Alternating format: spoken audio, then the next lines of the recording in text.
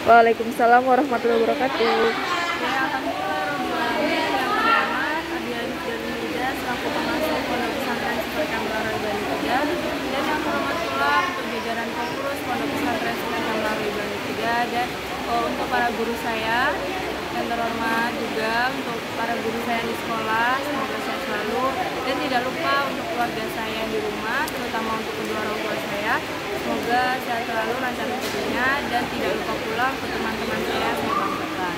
Oke, perkenalkan, nama saya Ainur Isma, saya dari kelas 11 MA Larui Bani Tiga. Pada malam hari ini saya akan mempresentasikan tentang peta imajinasi saya yang menjelaskan tentang pelajaran PPKN, yaitu menjelaskan tentang persatuan dan kesatuan Indonesia. Nah, sekarang pertama itu adalah pengertian dari persatuan dan kesatuan. Jadi dengan arti bahasa, dalam arti bahasa, persatuan dan kesatuan itu artinya, maksudnya itu adalah utuh, masih utuh, tidak terpecah belah. Nah, kalau menurut isinya, yaitu adalah persatuan bangsa wilayah Indonesia. Jadi persatuan antara bangsa-bangsa wilayah di Indonesia dengan unsur-unsur kekeluargaan. Nah, di dalam persatuan dan kesatuan ini ada sifat gotong royong, musyawarah, dan lain-lain. Itu maksudnya itu adalah persatuan dan kesatuan antara bangsa-bangsa Indonesia. Terus di cabang yang kedua itu ada prinsip dan konsep NKRI. Nah, prinsip dan konsep yang pertama itu adalah Bhinneka Tunggal Ika. Nah, Bhinneka Tunggal Ika ini maksudnya adalah berbeda-beda tetapi tetap satu dua.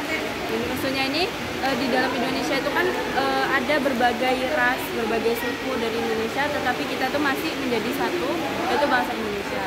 Terus di prinsip dan konsep yang kedua itu ada nasionalisme dari Indonesia.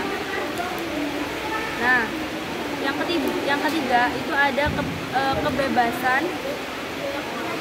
Jadi yang kedua itu ada nasionalisme Indonesia. Itu maksudnya tidak memaksa kehendak untuk untuk melakukan sesuatu. Terus yang ketiga itu ada kebebasan untuk bertanggung jawab. Yang keempat itu ada wawasan Nusantara. Yang kelima ada persatuan pembangun. Itu ada prinsip dan konsep NKRI, tadi ada 5. Nah, terus selanjutnya itu ada faktor dan penghambat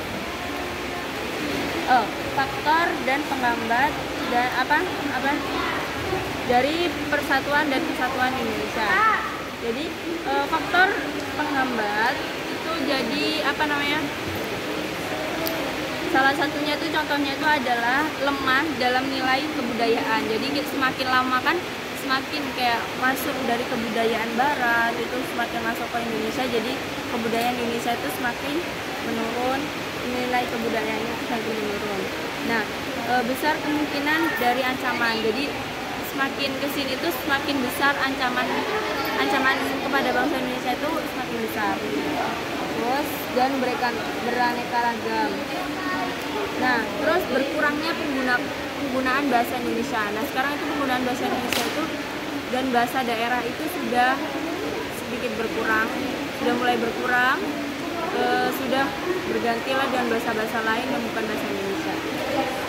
Terus ada pendorong. Jadi pendorong agar kita tuh kembali kepada persatuan dan kesatuan Indonesia. Jadi yang tadi tuh dengan menggunakan bahasa Indonesia setiap hari sebagai bahasa nasional gitu. Terus lebih mengembangkan semangat gotong royong antara yang lainnya, antara satu dan yang lainnya. Terus adanya semangat persatuan. Jadi misal kita tuh mau bersatu dengan ini tapi kita tidak ada semangat itu, maka tidak bisa. Jadi harus ada semangat persatuan ini. Terus yang terakhir itu ada sikap untuk menjaga keutuhan, persatuan dan kesatuan Indonesia. Jadi yang pertama itu kita harus saling menghormati antara satu dengan yang lain. Jadi kalau semisal dalam contoh itu ada satu itu mengemukakan pendapat, maka yang lainnya itu harus menghormati pendapat yang lain. Jangan merasa individual. Terus harus menjaga kekayaan tanah air.